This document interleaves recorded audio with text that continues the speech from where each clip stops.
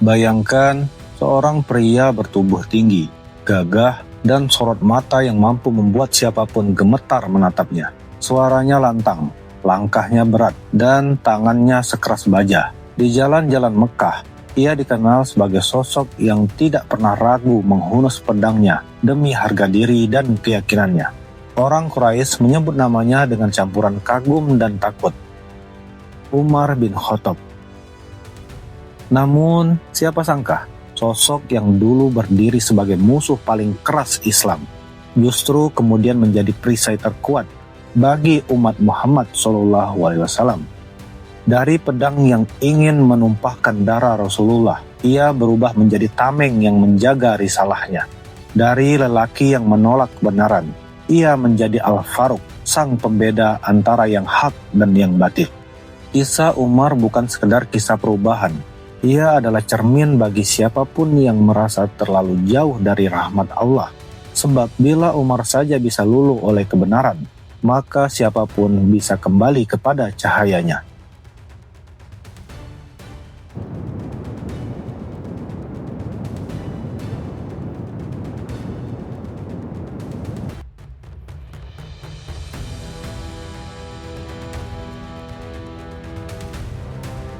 Umar bin Khattab lahir di tengah keluarga terpandang dari Bani Adi, salah satu kabilah Quraisy yang disegani.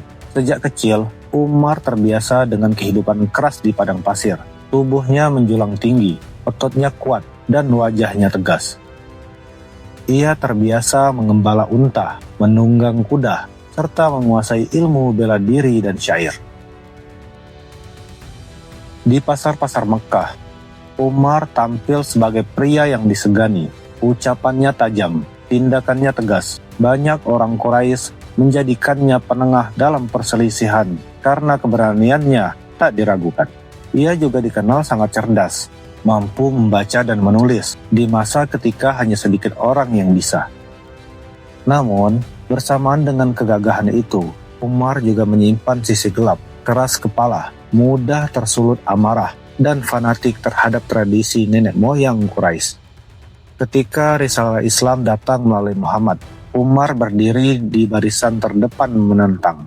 Baginya, ajaran Muhammad bukan hanya mengganggu keyakinan leluhur, tetapi juga merusak tatanan sosial Quraisy. Orang-orang Quraisy menjadikan Umar sebagai tameng. Bila ada sahabat Nabi yang lemah, Umarlah yang mengejek, mengancam, bahkan menyiksa. Banyak kisah yang menyebut bahwa kaum muslimin sering gemetar mendengar namanya. Umar adalah simbol kekuatan jahiliyah yang berdiri kokoh melawan cahaya Islam. Puncaknya, Umar bahkan pernah mengambil pedangnya dengan niat bulat membunuh Muhammad. Hari itu, seluruh Quraisy tahu bila Umar sudah turun tangan, maka tidak ada yang bisa menghalanginya. Langkah-langkah kakinya menggema di jalanan Mekah. Wajahnya merah padam, tangannya menggenggam pedang yang siap menebas. Namun, tak ada seorang pun yang menyangka langkah itulah yang justru mengantarnya pada cahaya.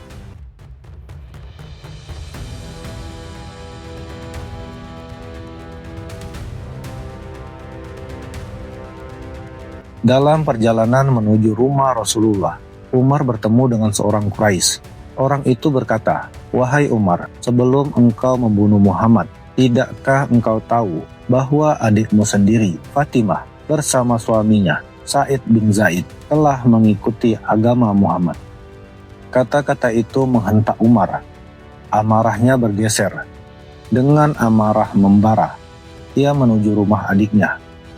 Dari kejauhan, Umar mendengar lantunan ayat suci Al-Quran. Semakin dekat, semakin jelas suara itu. Ia masuk dengan amarah yang tak terbendung. Pintu digedor keras. Wajah Umar merah, membara.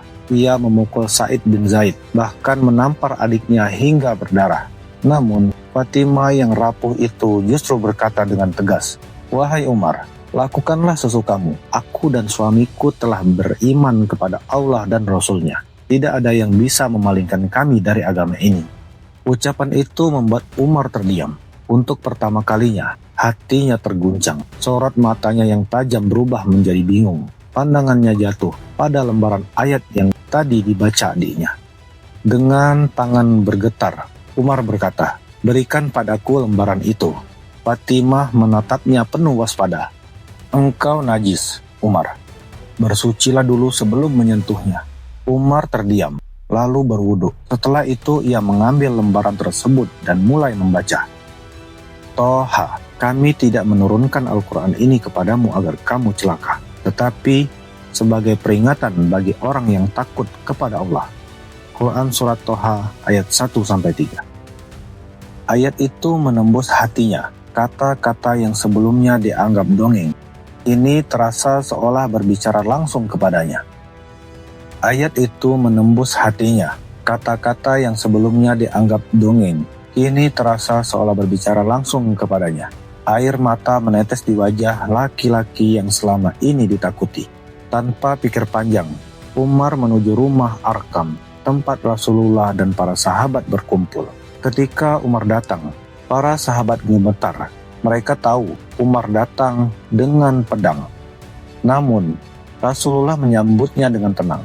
Dengan suara bergetar, Umar berkata, "Aku bersaksi tiada Tuhan selain Allah, dan aku bersaksi bahwa engkau adalah utusan Allah." Takbir pun menggema. Hari itu, Mekah bergetar. Masuk Islamnya Umar adalah kemenangan besar. Rasulullah memberinya gelar Al-Faruq, sang pembeda. Karena dengan masuk Islamnya Umar, Islam menjadi terang-terangan. Umat yang tadinya beribadah diam-diam, kini berani melangkah ke Ka'bah dan sholat berjamaah dengan penuh kebanggaan.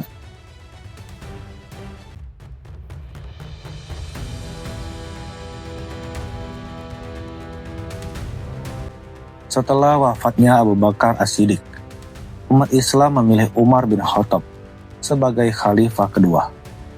Masa kepemimpinannya adalah salah satu masa keemasan Islam. Dalam 10 tahun pemerintahannya, wilayah Islam meluas hingga Persia, Syam, Mesir, dan Irak.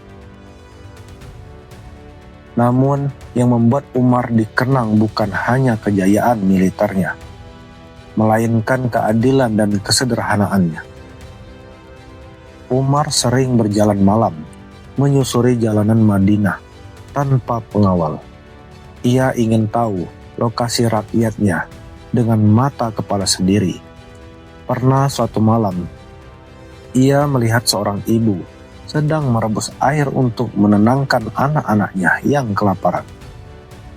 Umar menunduk, menangis. Keesokan harinya, ia sendiri memanggul karung gandum di punggungnya, membawanya ke rumah wanita itu. Ketika salah satu sahabat berkata, "Biarkan aku yang membawanya, wahai Amirul Mukminin." Umar menjawab, "Apakah engkau yang akan menanggung dosaku di hari kiamat bila mereka kelaparan? Biarkan aku yang memikulnya." Ia juga dikenal sangat sederhana. Bajunya pun sering penuh tambalan. Rumahnya kecil, tanpa kemewahan. Padahal kekuasaan ada di tangannya. Tapi Umar tahu, kekuasaan adalah amanah, bukan kesempatan untuk bermegah. Dalam pengadilan, Umar tidak membeda-bedakan kaya atau miskin, bangsawan atau budak. Semua sama di hadapannya. Ketika seorang gubernur atau pejabat berbuat salah, Umar tidak segan menegurnya, bahkan mencopot jabatannya. Rakyat menyebutnya sebagai bayangan keadilan di bumi.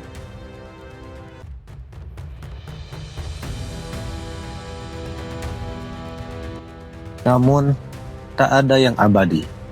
Pada suatu subuh, ketika Umar memimpin sholat berjamaah di Masjid Nawawi, seorang budak Persia bernama Abu Lu'lu'ah Al-Majusi menikamnya dengan belati beracun. Luka itu sangat parah. Umar jatuh tersungkur. Wajahnya pucat, darah membasahi pakaiannya. Meski tubuhnya lemah, Umar tetap menjaga sholatnya. Ia menoleh kepada Abdurrahman bin Auf, memintanya untuk maju menjadi imam agar sholat jamaah tidak terhenti. Begitulah Umar, bahkan di ujung hayatnya, pikirannya masih untuk Allah dan umat. Beberapa hari kemudian, Umar wafat. Umat Islam menangis kehilangan pemimpin adil yang telah mengukir sejarah emas. Sesuai wasiatnya, Umar dimakamkan di samping Rasulullah dan Abu Bakar As-Siddiq. 3 sosok besar kini beristirahat berdampingan. Kisah Umar bin Khattab adalah kisah metamorfosis luar biasa. Dari musuh Islam, ia menjadi bentengnya. Dari sosok yang ditakuti karena kekerasan, ia berubah menjadi teladan keadilan. Dari pedang yang haus darah, ia menjadi cahaya yang menuntun umat. Kini, mari kita bertanya pada diri sendiri. Apakah kita sudah mengambil pelajaran dari Umar? Apakah kita sudah berani menegakkan kebenaran meski sendirian? Apakah kita sudah berlaku adil terhadap keluarga, tetangga, dan sesama manusia? Umar mungkin telah tiada, tapi semangatnya tetap hidup dalam setiap jiwa yang berani membela kebenaran.